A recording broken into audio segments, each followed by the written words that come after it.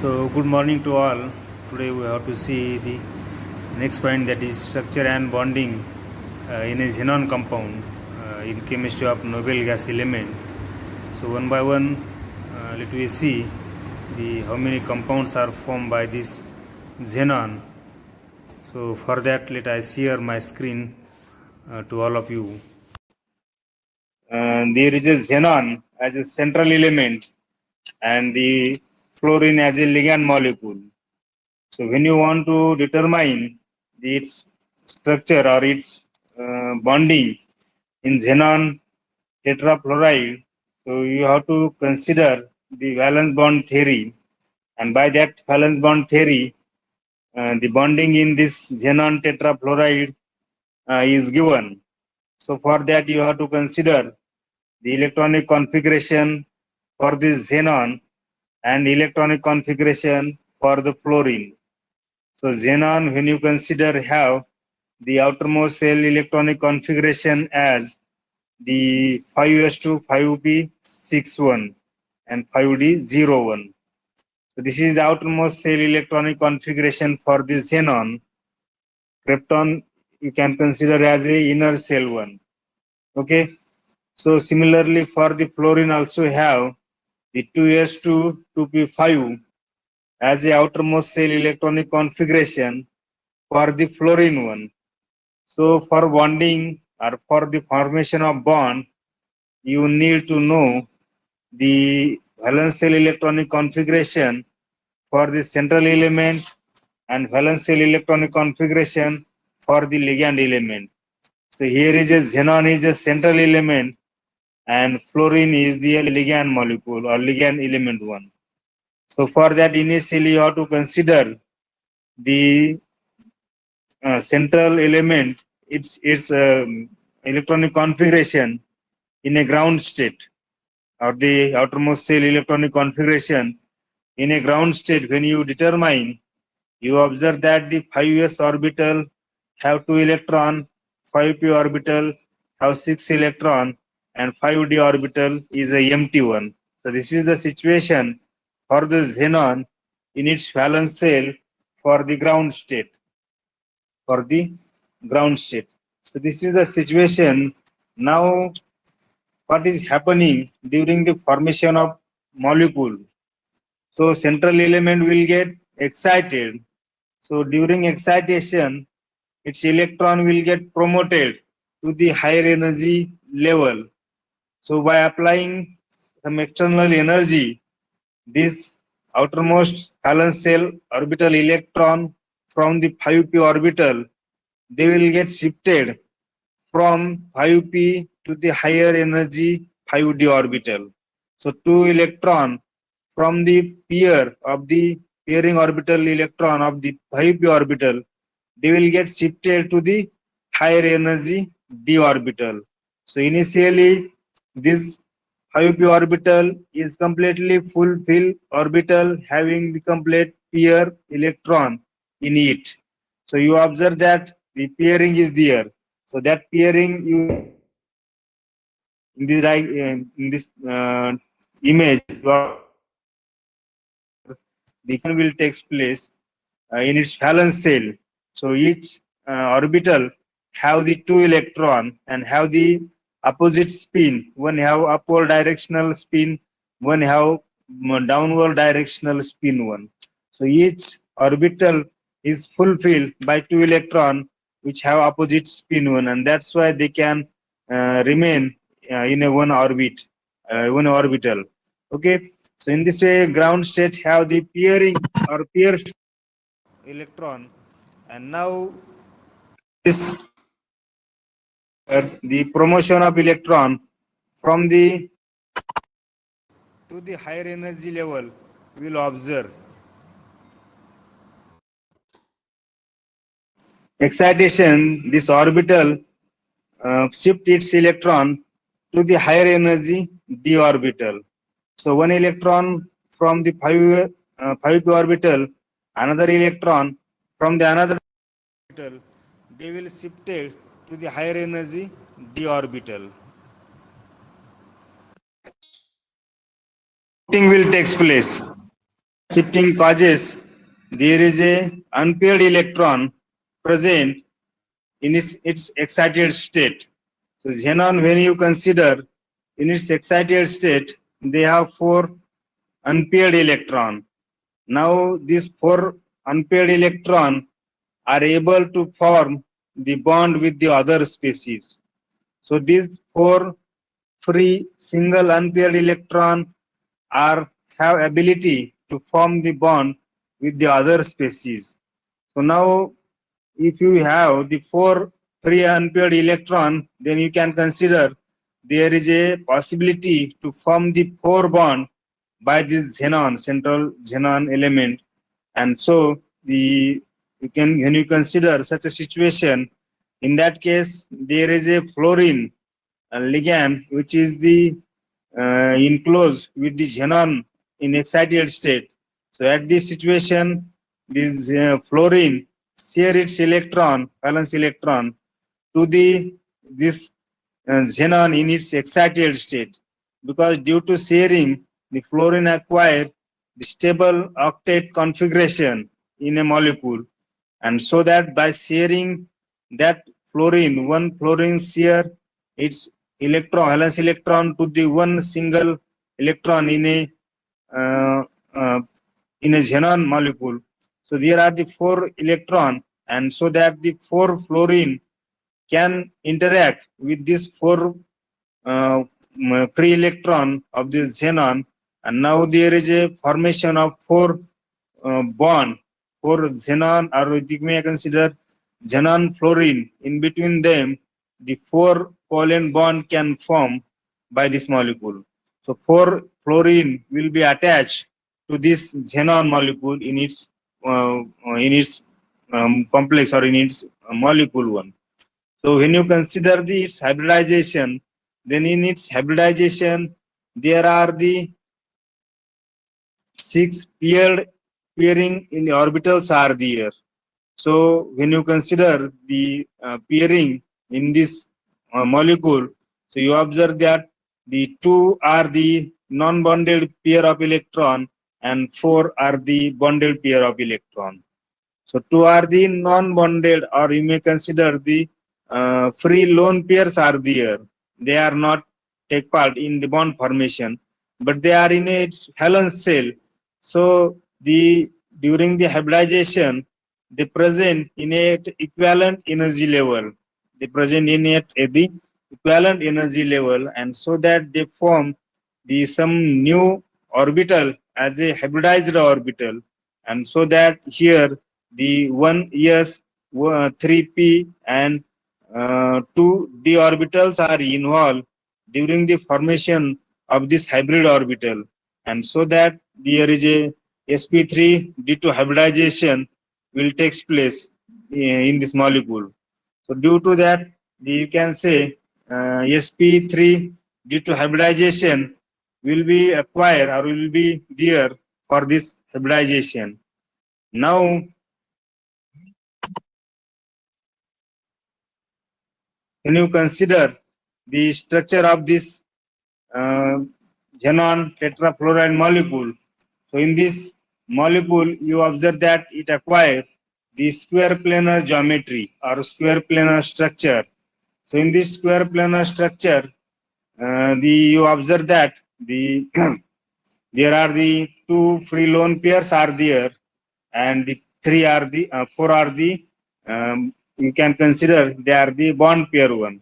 So these two free lone pairs occupies the axial position, and your bond pair they acquire the equatorial position.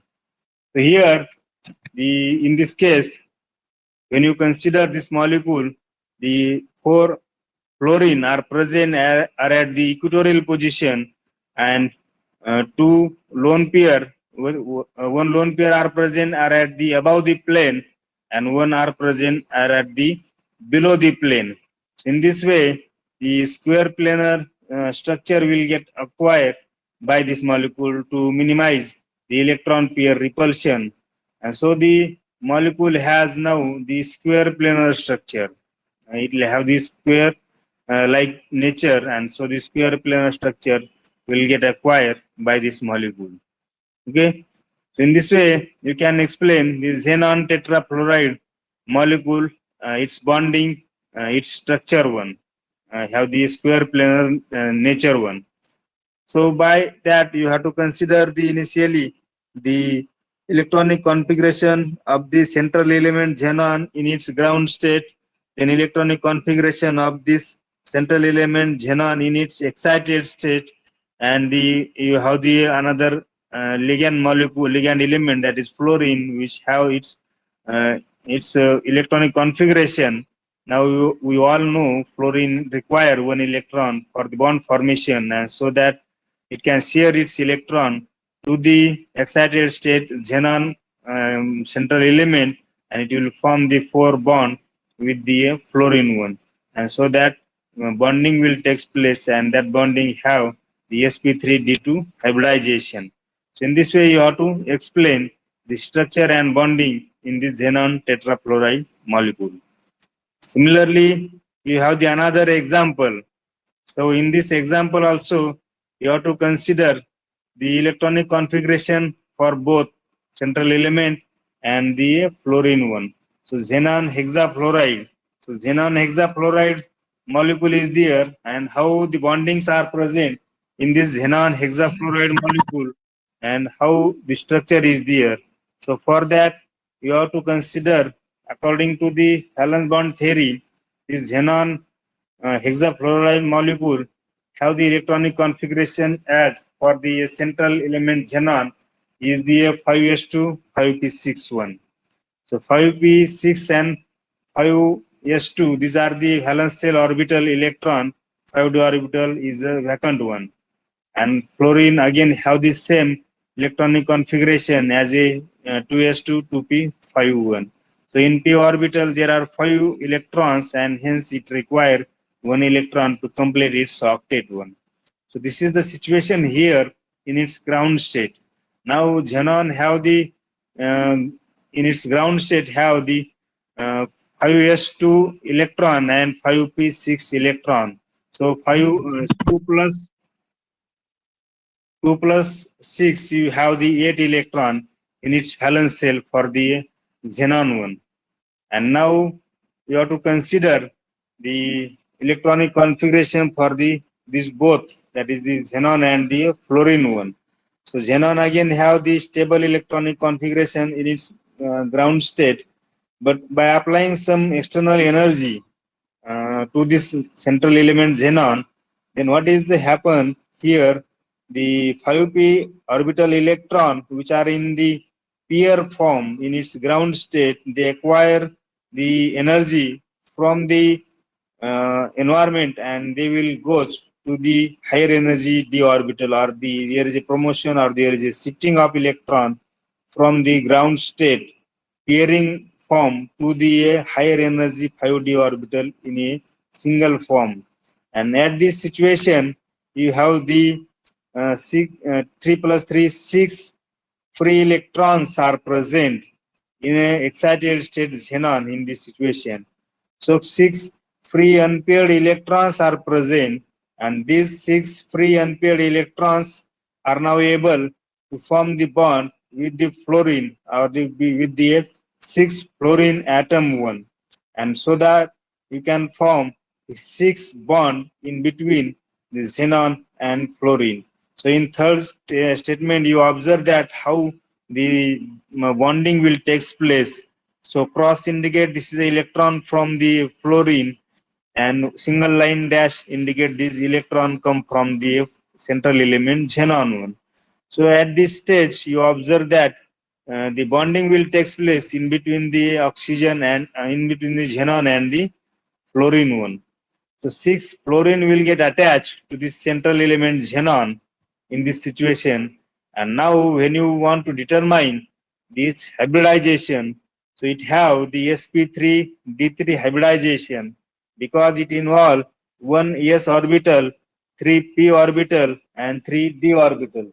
So here the total number of 7 orbitals are involved in the bond formation, and so are called as sp3d3 hybridization. So you can consider the here the geometry or the structure of the molecule one. So you have the distorted octahedral structure one. This is the distorted octahedral structure for this molecule. So why this molecule shows the distorted octahedral structure one? So it doesn't have the regular octahedral structure. So one reason is there.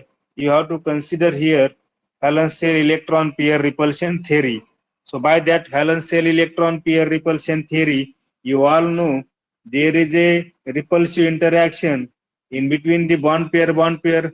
There is a repulsive interaction in between the bond pair lone pair, and there is also repulsive interaction in between the lone pair. So this kind of the repulsions are present in a complex or in a molecule one, and that repulsion causes to increase the energy of the molecule, energy of the complex. So any system, if it will have the high energy, then it will be not stable one. And for the stability, it must have to lose its energy in any form. So by losing its energy to the any form, your molecule acquire the stability one. So how it will be there? So for that, you need to acquire the position of bond pair and the lone pair in such a way that to minimize its energy. And here the all fluorine acquire the octahedron position, but there is a one lone pairs are there. These lone pairs are there, and that lone pair you have to put up at one side one. And now then when you consider such a situation, then this lone pair and the bond pair, they show some interaction in between them. Now, due to this lone pair, that lone pair will get interacted with the every bond pair in a molecule one, and due to that interaction is mostly the repulsive interaction in between the electron. Though where your molecule may be in a bond pair or your molecule may be a lone pair, whether it will be. So that causes the repulsive interaction in between them because the electron have the same charge, and due to the same charge, they have the repulsive interaction in between them. And due to that repulsive interaction, your regular geometry of the molecule will get disturbed, and the disturbance in the regular structure will observe, and so you show the here the distorted octahedral structure will be acquired by this xenon hexafluoride molecule, because we expect that it may have the regular octahedral structure, but that is not happening due to the presence of this free lone pair lone pair of electron. And so by using the valence shell electron pair repulsion theory, you can explain why this molecule acquire the distorted octahedral structure one, or it will distorted from your regular structure one. So in this way, you can explain the bonding in xenon hexafluoride molecule and structure in a xenon hexafluoride molecule one. Okay. Now let me see the next molecule, that is xenon oxodifluoride molecule. Xenon oxodifluoride molecule. So in this xenon oxodifluoride molecule, again you have to use the same condition, that the determination of the electronic configuration in its ground state. आवाज येतोय का माझा? आवाज येतोय ना? हो येतोय sir. Okay. So let me see the next molecule, that is xenon oxodifluoride molecule.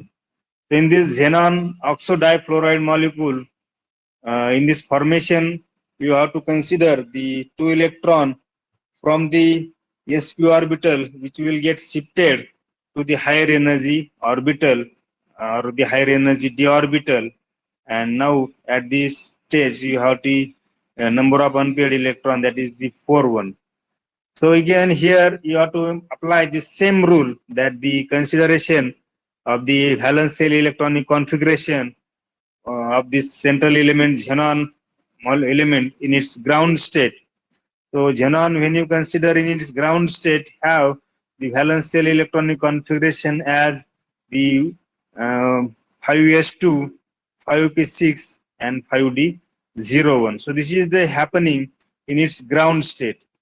Now, when you want to determine, or when you want to form the molecule as a xenon oxo difluoride molecule, so during the formation of this xenon oxo difluoride molecule, you have to excite this xenon element, because xenon is a central element, and you have to excite that xenon element from its ground states to the excited state, because without excitation of the element you cannot form the bond. So you must require here the excitation of the element, excitation of the molecule one. So during excitation, what is happening, when you apply some energy through external force, then your central element acquire that energy, and in its valence shell, the shifting of electron will take place, or promotion of electron will take place from its energy level to the higher energy level. So here 5p orbital have the 6 paired electrons. So all these are in a pair form, and this paired form uh, electron will acquire the energy. Suppose you consider the 2 orbital acquire the energy, and then it will shift it to the higher energy 5d orbital. So during shifting, what will happening?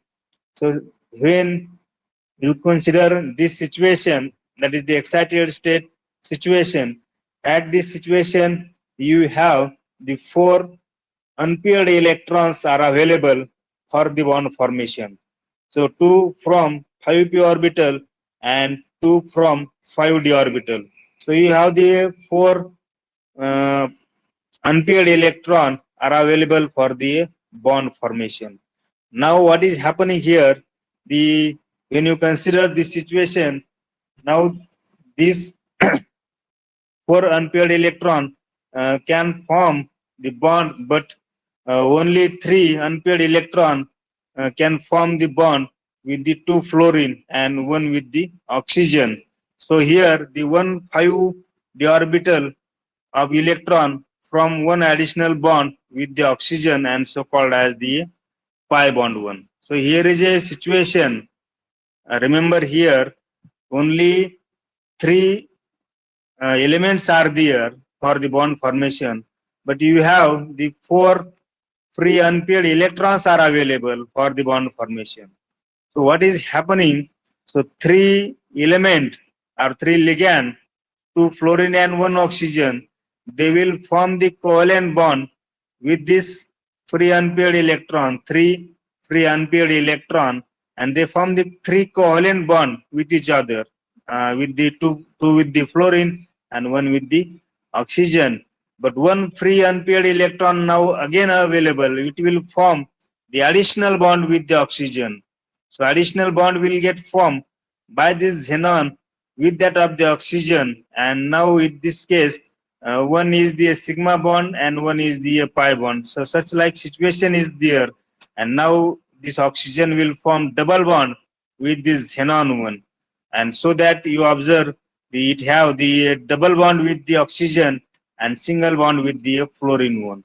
So in this way, the in bonding you have the 4 bonding pair of electron and 2 non you may say consider the free lone pair of electron or the non-bonding pair of electron. So 4 are the bonding pair of electron. So out of these 4, 3 are the sigma bonding electron and 1 is the pi bonding electron one. So 1 pair is the pi bonding pair and 3 pairs are the sigma bonding pair. So this is the situation, and in this case one extra double bond or extra bond or additional bond will get formed by this xenon with the oxygen and known as the pi bond one. So when you consider the structure of this molecule, you observe both the fluorine are present opposite to each other. One is above the xenon and one is the below the xenon one. And double bond present are in a plane one, in a single plane one. And opposite to that oxygen, there are the two lone pairs are there. So this is a situation. Why? Because this free lone pair have the repulsive interaction in between them, and so that they have to put up in a such a way that to minimize the repulsion in between them. दोघा दोघा मधलं repulsion कमी करण्यासाठी bond pair आणि lone pair मधलं repulsion कमी करण्यासाठी this free lone pair of electron you have to put up in opposite to this oxygen, because oxygen already rich species for the electron one, and so that you have to put up this free lone pair of electron opposite to this oxygen, and so you have the structure that is the like the T-shaped structure.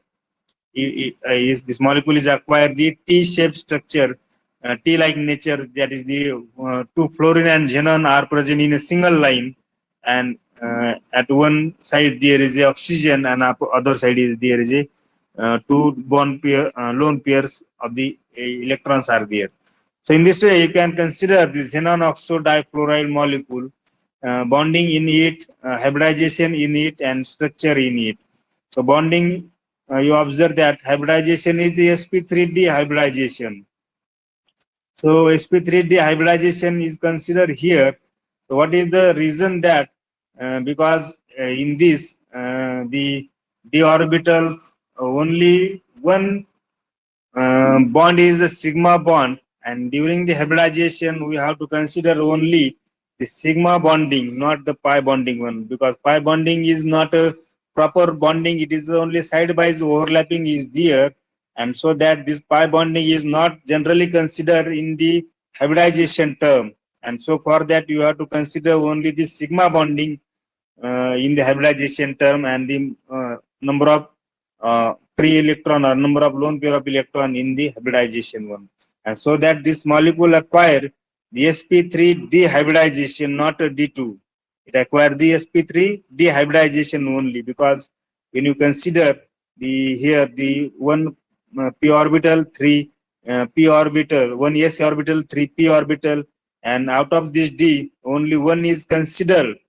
Actually two are in all, but only one is considered because one orbital form the pi bond with the oxygen, and so that only one orbital is considered for the hybridization, and so this molecule acquire the sp3 dehybridization only. Okay, so in this way you can explain the bonding in the xenon oxidifluoride molecule one. Another example is there, the xenon oxotetrafluoride molecule. So this xenon oxotetrafluoride molecule, again you have to consider the ground state electronic configuration for the central element xenon, and after that you have to excite that molecule, and during excitation the required number of unpaired electron you have to make up, and after that you have to form the bond with the molecule with the ligand, and complex will be formed. So in this molecule also the xenon have the 5s, 5p6 and 5d0 is a ground state electronic configuration, and during excitation the xenon atom will get excited, and hence the electron from the p orbital will get excited from the p orbital to the d orbital. So 3 electron from 3 orbital of the 5p will get excited from the p orbital to the higher energy d orbital. So this excitation will get formed here, and now it will form the bond with the fluorine element, because fluorine require the to require its one electron to complete its octet one. So there are the 4 fluorine which can form the 4 covalent bond with this xenon molecule, and now one oxygen is there.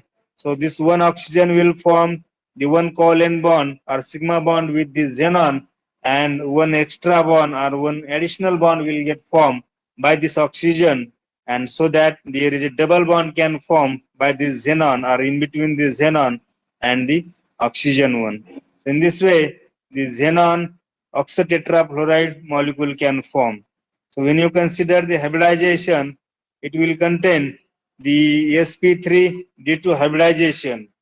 So sp3 due to hybridization here will be acquired by this molecule.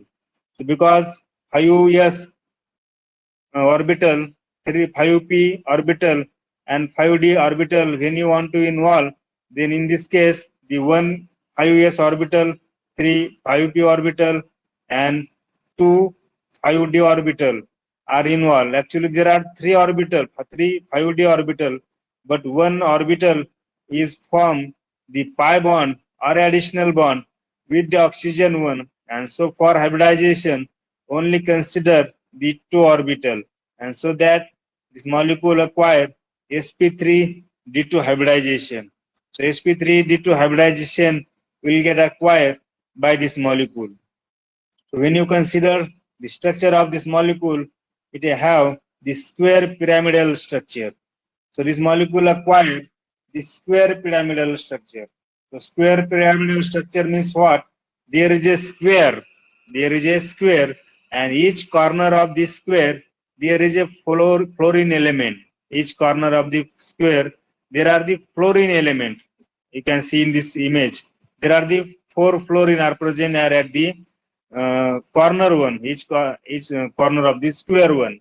So one oxygen is there which can form or which form the double bond with this xenon, have the are present are at the above the plane of the square. You may consider they are at the pyramidal position of this complex one. And another lone pair of electron, this free lone pair of electron, this free lone pair of electron are present are at the below of the plane of the square one. So in this way, this molecule acquire the square pyramidal geometry one. So what is the reason here that this molecule acquire the square pyramidal structure one? Again, you have to apply here the valence shell electron pair repulsion theory. So by this valence shell electron pair repulsion theory, you all know there is a bond pair repulsion, there is a bond pair lone pair repulsion, there is a lone pair repulsion one. So you all know the order of the repulsion in a chemical bonding. You already studied in a previous chapter. So in this previous chapter, you all know the VSPR theory, that is valence shell electron pair repulsion theory. So in that you observe that there is a lone pair interaction is very much higher than the lone pair bond pair interaction, which is still higher than the bond pair interaction. So bond pair interaction is a lesser interaction because the bonded pair of electron are not free; they are in a compact in between the two element one or two atom one, and so that the bond pair interaction is a less as compared to the bond pair lone pair interaction. So bond pair lone pair interaction in which one pair have the freeness, or they are free to move from one position to the other position, or they are not held by the two atom one or two nuclei one, and so that they are have the delocalization. They have some delocalization, and so that they can interact strongly than the bond pair. Again, the lone pair again have very high repulsive interaction because they are very free one, and so that they can repel the electron or bonded pair of electron or the non-bonded pair of electron very strongly one.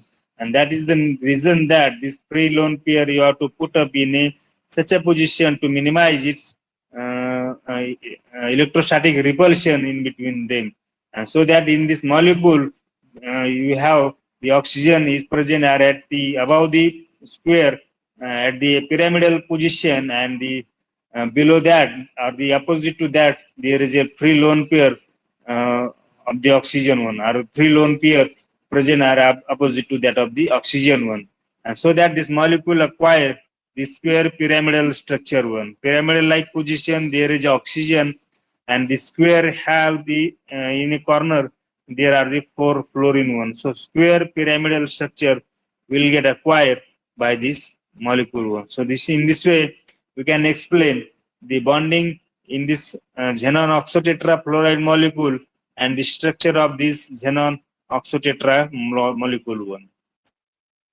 Now we have to discuss the next molecule, that is xenon dioxodifluoride molecule. So in this xenon dioxodifluoride molecule, again you have to consider the ground state electronic configuration for this xenon, and always you consider this xenon when you have the ground state electronic configuration, it always have 5s2, 5p6 and 5d0. So this is the situation when xenon present in its ground state. And now when this ground state xenon element or the central element will get excited, during the excitation, again here the promotion of electron will take place, or the shifting of electron from the ground states to the higher energy level, or the lower energy level to the higher energy level will take place. So during that shifting, you observe that there is a presence of the free lone pair of electron. So 3 electron from 5p orbital will get shifted or will get promoted to the higher energy d orbital.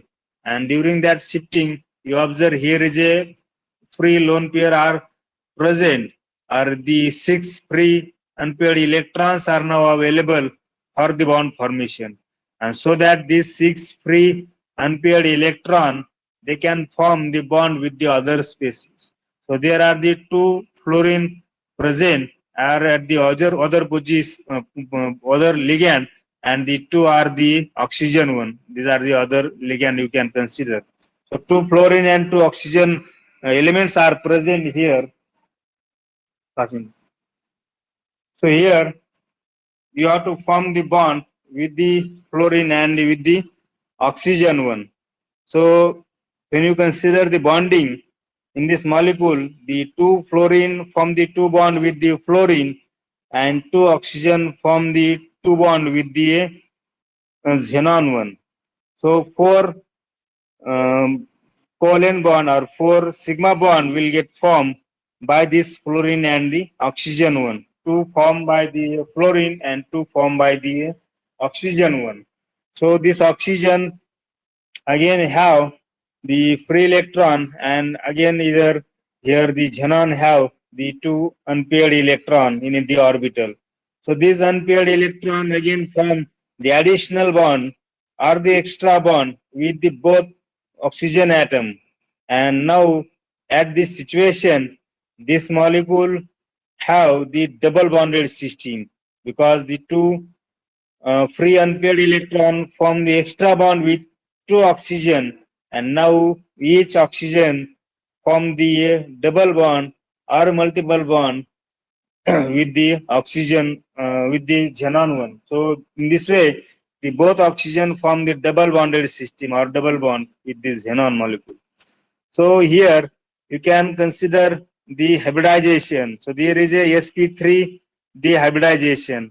So again here you have to consider only the sigma bonding for the hybridization, because the pi bonding is not proper bonding, or you can consider the pi bonding in which electrons are not compactly packed with each other. And so that the only sigma bonding orbital electron are considered for the hybridization, and so that one s orbital, 3 p orbital are involved, and one d orbital are involved in the bond formation. And so the sp3 dehybridization will get acquired by this molecule one. So again, when you consider the structure of this molecule, in this structure of molecule, you have to put up a structure in such a way that to minimize the repulsive interaction in between the bond pair, lone pair of the molecule one. So here you observe that this molecule will acquire the trigonal, or you may consider the distorted trigonal bipyramidal structure. This molecule acquire the distorted trigonal bipyramidal structure. So why this molecule acquire the distorted trigonal bipyramidal structure? So again you have to apply here VSPR theory, that is valence shell electron pair repulsion theory. So again this valence shell electron pair repulsion theory says that you have to minimize the repulsion in between the bond pair, in between the lone pair, or in between the bond pair lone pair. So that repulsion you have to minimize. so as to acquire the stability of molecule. And once repulsion will get minimized, the molecule acquire the less energy and so maximum stability one. So here you observe that the three trigon, there is a trigon one, and each corner of this trigon, there are the two oxygen are present at two corner of this trigon, and one position acquired by the free lone pair of the molecule, which is completely opposite. See in the this diagram, that is the two oxygen are present are at one side, and they are have the at one position of the you may consider the two corner, there are the oxygen element, and at one corner there is a free electron. So above the plane of this trigon there is a fluorine, and below the plane of this trigon there is a fluorine. So both fluorine are present are at the above or at the below, or you may consider are at the pyramidal position. One is above the pyramidal and one is the below pyramidal one. So in this way, the bipyramidal, two pyramidal position will get acquired by this fluorine element one. And so the structure of this molecule is the trigonal bipyramidal structure. So this molecule acquire the trigonal bipyramidal structure. Why trigonal? Because the trigon is there in the molecule, and bipyramidal because two pyramidal position elements are present. One pyramidal position above the plane and one pyramidal position below the plane. So two pyramidal position are present in this molecule, and each pyramidal position there is a fluorine element above the plane and below the plane, and in this way this molecule acquire the trigonal bipyramidal structure also. In this way you can explain the bonding in the xenon difluoride molecule and the xenon dioxide difluoride molecule one. So you have to consider this situation here. Okay. Now we have to see the next one, that is the xenon trioxygen. So again here in this xenon trioxygen, you have to consider the ground state electronic configuration, and you all know this ground state electronic configuration. There are the 2 electron for the s orbital and 3 electron for the p orbital, and the d orbital is the free, or you may consider it is have the vacant or the 0 one. So again you have to excite this xenon from its ground state to the higher energy d orbital. So during excitation, 3 electron from 5p orbital will get excited to the higher energy d orbital. Now at this stage, the 6 free unpaired electron are available for the bond formation, and you have the 3 oxygen element or ligand molecule or ligand element one. Now these 3 oxygen will form the covalent bond or sigma bond with the 3 free unpaired electron in excited state xenon, and again 3 unpaired electron are remain as it is. Now these remainder 3 free unpaired electron form additional bond with the oxygen, means 3 additional bond will get formed by this molecule in between this xenon and oxygen. So 3 pi bond will get formed by this molecule, and so that when you consider the hybridization, only sp3 hybridization you can mention, because the d orbital electron form the additional bond, they are not from the sigma bond one, and so due to that they are not involved in the hybridization, or they are not considered in a hybridization. So the sp3 hybridization is only for this molecule one. So here when you consider the molecule structure, this molecule structure is just like the ammonia. Ammonia have the pyramidal structure. So this molecule have the pyramidal like structure, because 3 oxygen are present are as the 3 position, and at 4th position they have the 3 lone pair of electron. You may imagine that it just like have the tetrahedral structure. Tetrahedral like structure will get acquired by this molecule one.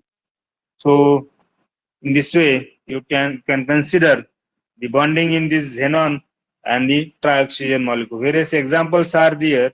Same way, you have to initially consider the ground state electronic configuration. After that, they excite the molecule in its excited state electronic configuration, and finally, the xenon element in its molecular form. So three situations you have to consider: bonding in this molecule, hybridization in this molecule, and the structure of the molecule. So these things you have to mention when you want to determine the structure or the bonding in the molecule. So these are the few examples, that is xenon type trifluoride molecule, then xenon oxo difluoride molecule, xenon dioxo difluoride molecule, xenon oxo tetrafluoride molecule, xenon hexafluoride molecule, and xenon tetrafluoride molecule or the xenon difluoride molecule. So these are the few examples where the xenon molecule or the xenon noble gas element is able to form the complex or is able to form the molecule with this most electronegative element like the oxygen, like the fluorine one. So one last point is remaining here.